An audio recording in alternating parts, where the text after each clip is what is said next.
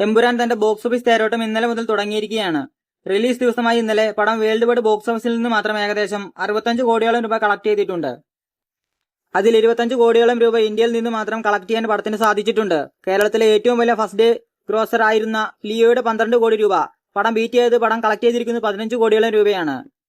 Domestic കളക്ഷനായി 25 കോടിയോളം നേടിയിരുന്ന സിനിമയ്ക്ക് overseas കളക്ഷനായി നേടിയെടുക്കാൻ സാധിച്ചിട്ടുള്ളത് 42 കോടിയോളം രൂപയാണ്. GCC അഥവാ ഗൾഫ് നാഷൻസിൽ നിന്ന് മാത്രം പടം കളക്ട് ചെയ്തിട്ടുള്ളത് 20 കോടിയോളം രൂപയാണ്.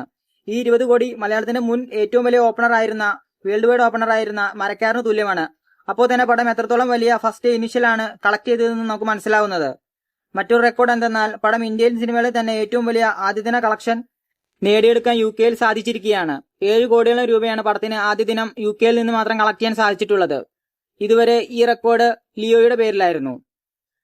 മിക്സഡ് ടോക്ക് ആയിരുന്നിട്ടും പടത്തിന്റെ കളക്ഷനെ അത് വലിയ കാര്യമായി ബാധിച്ചിട്ടില്ല എന്ന് തന്നെയാണ് നമുക്ക് ഈ കളക്ഷൻ റിപ്പോർട്ട് സൂചിപ്പിക്കുന്നത്.